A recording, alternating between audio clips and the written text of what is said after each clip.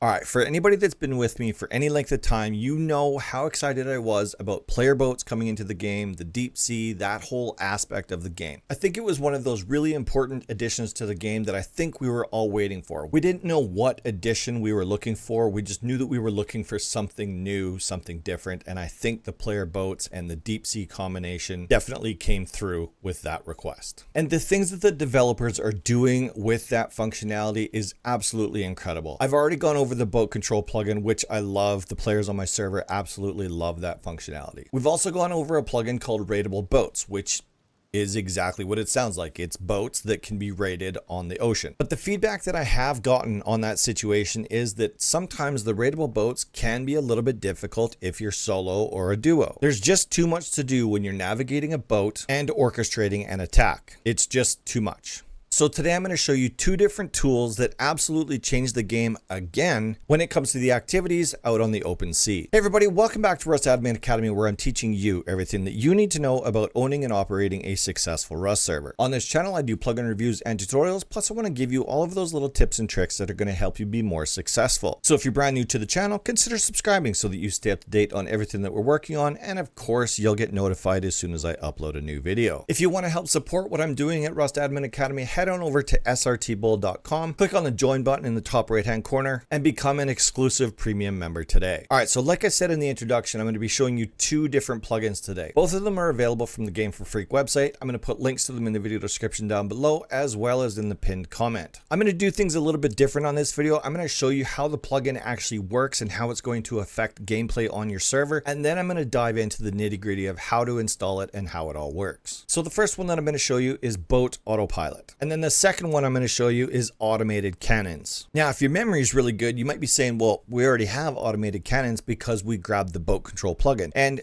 to a certain degree, you are correct. However, the one thing that the boat control plugin doesn't have when it comes to automating the cannons is aiming. But before we get into all of that, let me show you BoatAutoPilot first. So BoatAutoPilot definitely has a permission associated to it. So we have to grant the group of players that we want to have access to the autopilot capability of this plugin. I'm going to use admin menu by Chaos Code for this one. Let's go into our groups. Let's go into the default group. Let's go over to boatautopilot.use and we'll grant that permission right there. Once we have the permission granted to whichever group it is that we want to have access to it, in my case, this is the default group, they can now use /autopilot in chat. You can see the response is sit at the steering wheel and place a map marker to engage autopilot.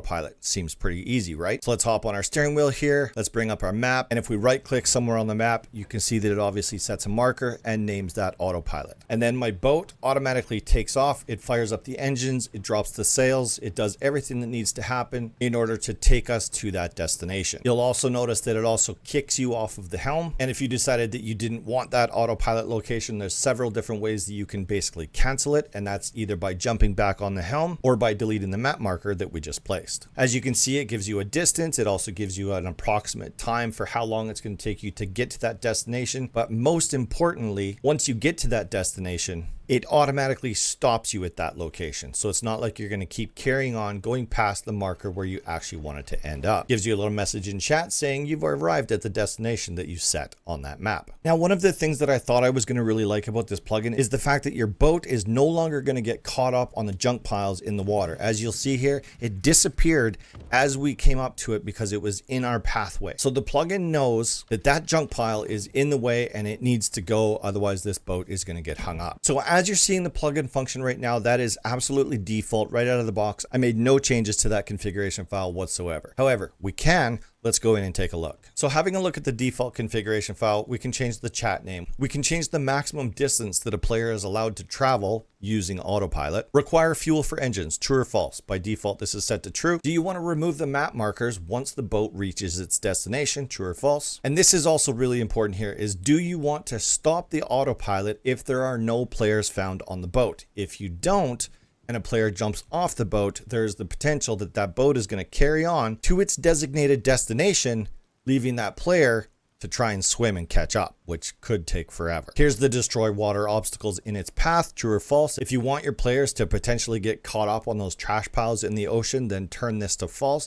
and that functionality will go back to default the way it was before this plugin existed. Distance to consider arrived at the destination. That's basically by default, this is a 15 unit radius around that map marker. So anytime the boat gets within that 15 unit radius, it's going to say, okay, we've reached our destination. You can increase that, you can decrease that, you can do whatever you want with it. Distance to start slowing down and minimum water depth required. All of these things are configurable for Boat Autopilot. So as I'm sure on its own, the autopilot functionality of this plugin is absolutely phenomenal, and I know your players are going to like it. So head on over to the Game for Freak website. I'm going to put a link to it in the video description down below so you can get your copy right now. Make sure you use my promo code SRTBULL at checkout to save yourself a couple of bucks. But up next, I want to show you another plugin that is going to make all of your water activities so much easier. All right, so we've got all these cannons on the deck of my ship. And for those that are paying really close attention, you might notice an almost clear sphere around each one of these cannons. Well, if we go up and breach that sphere, it's going to automatically bring up this UI.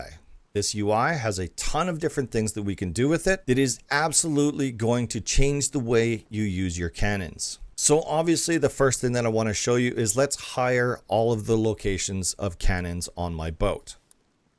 And you'll notice that all I have to do is back away from that sphere and that UI goes away. But most importantly, you're going to notice that each one of my cannons is now manned with an NPC that is kitted out in a specific set of clothes. I'm going to show you how to do that once we get into the configuration file, but just know that by default, those NPCs will spawn with nothing on them at all. So going back to the UI, you can see that we can see our cannon health. We can see how much ammo is in the stash on the side of the cannon. This is also important. I'm going to come back to that in just 1 second. The gunner health, the AI status. Yes, the AI status. That means that these NPCs are actually smart. They're going to actually do stuff for you, and it's going to make your adventures on the open seas so much easier. And do you want to auto rehire a gunner? Let's say they get damaged during a battle. You can automatically replace that NPC with a new one. We can also take control directly from this UI. We can boot this NPC out, put the controls back in our hands, and then we are now in control of this cannon. We can dismiss all of our gunners. We can repair all of our cannons. We can do a ton of stuff directly from the UI. So, okay, great. Let's see it in action, right? I agree. So I have rateable boats running on this server. So we're going to head on over to this boat right here. But I don't really want to be sitting at the controls. I want to be on the top deck watching where we're going. So what I'm going to do here is I'm going to mount my helm. I'm going to place my map marker in the kind of area of where that boat is. And then I can leave my cockpit area and head upstairs. And as you can see, my boat is sailing all on itself. It's steering itself in the right direction. And we're heading all the way up over here towards this rateable boat right here, which is a ghost ship I think I saw. So that trash pile off in the distance there is obviously out of my way. I don't think the plugin is going to get rid of it. And oh, it did. Look at that. It got rid of that trash pile off in the distance. Even though I wasn't going to hit it, it still got rid of it. That's the boat autopilot, not the automated cannons, obviously. So we're 60 seconds away from our destination there. I think that should put us close enough inside the radius of that rateable boat in order to trigger that event, but we'll see if it doesn't. We should get a notification in chat. Okay, so my NPCs have noticed that boat and they just fired upon us. And as you can see there, the NPCs are lining up their victims and taking their shots. We are losing range here, so let's turn off our autopilot and we can manually steer us over there. That was a tugboat that was messing with us there, not anything to do with the automated cannons or anything like that. But let's head back over there and see what kind of damage we can do to this ghost ship. So we're within range. We should be able to continuously cause damage on this ghost ship. And it's worth noting that I haven't had to do anything. I haven't had to aim these cannons. I haven't had to reload these cannons. I haven't had to do anything.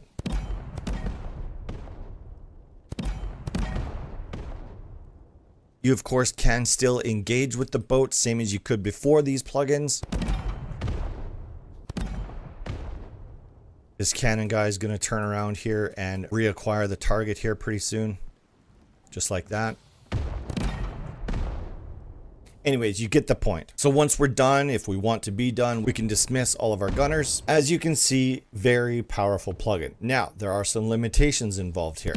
So let's go in and look at the configuration file for automated cannons so we can see what these limitations are. We can decide how much health they want to have. We can decide what name they're going to be called, like for example in death notes. How long of a delay do we want to have before a new gunner is spawned in after the previous gunner was killed? Now this is a really important section. So if you want your NPCs to spawn on your player boats wearing clothes, they have to have one of two things. They can either have a gear set defined for them, or you can define them into a kit. So if you're using Rust kits from umod.org, you can make the plugin use a kit from that plugin. If you're using Gear Core, which I highly suggest you do, then you just create that gear set in game using the plugin Gear Core, which again, we haven't gone over yet. It's coming in a future video, but it's super easy to work with. And then whatever you save that gear set as, you then put that name in your configuration file for automated cannons. Alternatively, if you were using Rust kits, you would do one of these. You would enter between those square braces and we would put in the kit name right here that we want to be using on our NPCs that get spawned in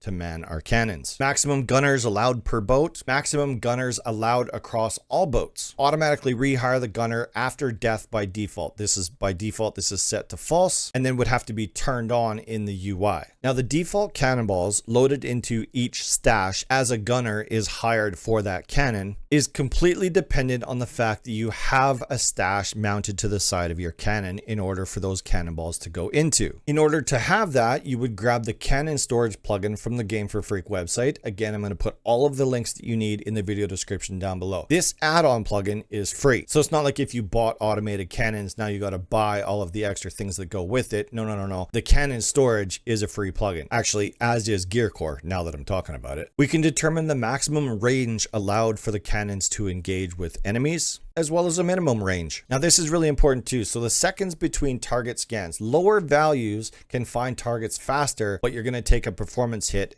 if you lower that number too much. You can also increase or decrease the accuracy of the gunners standing at those cannons. 2 is default, and if you go higher, that makes them less accurate, and if you go lower, obviously that's more accurate. Seconds between shots, so obviously how long of a delay between shots. We've got the different types of targetable boats, player boats, ribs, rowboats, tugboats, modded boats, such as caruzas. We've got different filter types. We've got a ton of different functionality in this configuration file. We can decide how the plugin is going to react with our allies, whether we're using friends or clans, or even just the basic teammates functionality. Notification settings. So what is it going to tell us in the notification display on what's happening with the plugin? So this is also really important too. So the sphere that I was talking about earlier that is surrounding the cannon that you have to breach into in order to bring up the UI, you can change the color of that and you can also change the size of it. I like that it's set up at 1, but you can increase it if you wanted to. I wouldn't go any smaller than that. I don't know that you can go to 0.5, but if you did, it might be a little bit difficult to actually trigger the UI. So what do you guys all think? Do you think this is going to help your players want to engage a little bit more on the open seas? I think it definitely will. So we first talked about Boat Autopilot. That's $12.99 US. Use my promo code SRTBULL at checkout to save yourself a couple of bucks. The second one is Automated Cannons, $19.99 USD. Of course, the link is in the video description down below. Use my promo code here to save yourself even more. I also talked about the Gear Core plugin, which has no charge, but is available at the same location. Same thing goes with cannon storage, no charge, but you still get it from the same site. All of the links that you're going to need are in the video description down below. Let me know what you guys think of these two plugins, and do you think that your communities are going to like them? One of the biggest problems is the fact that there's just so much to do when you're sailing and running engines and steering and fighting and trying to line up and load cannons. It's just too much to do. It's sometimes too much to do for even 3 players at a time. You'd have to have somebody that's really in charge of those 2 other players in order to make sure that they know what they're doing and where they're supposed to be. Making use of both of these plugins, I can easily handle fighting any one of these raidable boats